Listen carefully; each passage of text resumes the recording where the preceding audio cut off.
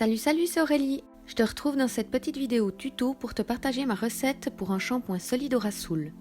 Le rassoul est une argile minérale naturelle connue pour son pouvoir lavant. Elle est parfaite pour les soins capillaires car elle régule le sébum du cuir chevelu en absorbant les impuretés et les graisses. Elle régénère la peau, réduit les pellicules et les éventuelles démangeaisons. Elle nettoie vraiment en profondeur, assouplit les cheveux, les fait briller et leur redonne force et tonus. Perso, je l'adore. Si tu n'as jamais fait de savon et que tu n'y connais rien, surtout ne te lance pas comme ça. Il y a des précautions à prendre, notamment avec l'utilisation de la soude caustique, donc je te conseille de bien te renseigner avant. Si jamais j'ai fait une petite vidéo tuto qui explique le principe de la saponification à froid avec toutes les précautions qu'il faut prendre, je te conseille d'aller la regarder. Pour cette recette, je suis partie sur 600 g de matière grasse, 200 g d'eau et 78 g de soude caustique calculée avec un surgraissage de 8%. Je t'ai mis les proportions en pourcents si tu souhaites faire d'autres quantités. Comme matière grasse, j'ai choisi de mettre de l'huile d'olive. Utile pour les soins de la peau comme de la chevelure, elle est incontournable en saponification à froid. Ensuite, j'ai pris de l'huile de coco, excellente également pour la peau et les cheveux. Elle apporte dureté et mousse au savon.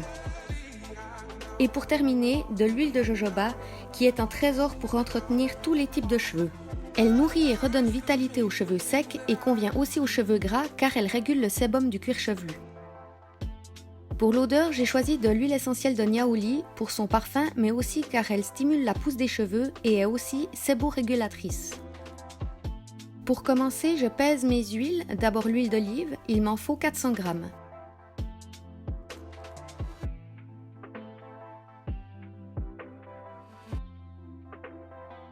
Ensuite, je pèse la coco.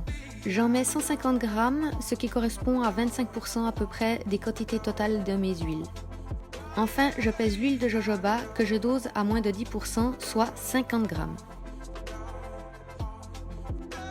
Quand j'ai terminé de faire mes pesées, je mélange mes huiles ensemble pour les mettre ensuite au bain-marie à feu doux pour qu'elles fondent gentiment. Pendant ce temps, je pèse ma soude, 78 g, que j'ai calculée en fonction de mes huiles avec un surgraissage de 8%. Pour le liquide, j'ai choisi simplement de l'eau et j'en pèse 200 g.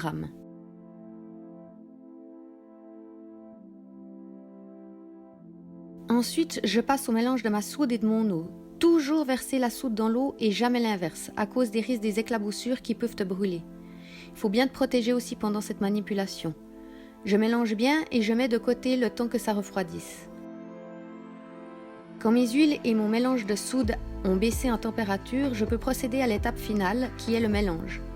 Il faut ensuite passer au mixeur jusqu'à l'obtention d'une trace fine. Lorsque la pâte épaissit un petit peu, je peux passer aux ajouts. Je mets d'abord l'huile essentielle de niaouli, environ 15 ml, ce qui correspond à 2,5% du poids total des huiles.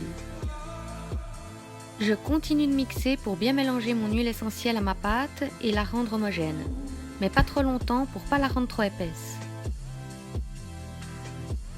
Une fois que c'est bien mélangé, j'ajoute le rassoul. J'en mets 2 cuillères à soupe et je finis de mixer. Dès que la pâte est bien homogène et un petit peu épaissie, tu peux passer à la mise en moule.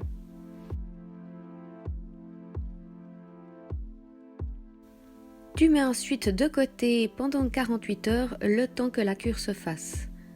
Passé ce temps, tu peux ensuite les démouler.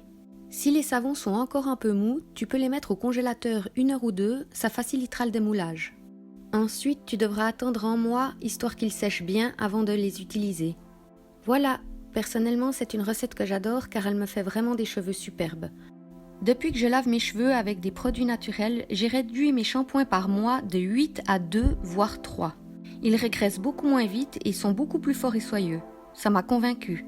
Et toi, tu utilises quoi sur tes cheveux? Et tu te les laves combien de fois par mois? Dis-moi tout ça en commentaire, ça m'intéresse. Voilà, j'espère que ça t'a été utile. Abonne-toi et on se retrouve dans la prochaine vidéo. Bisous!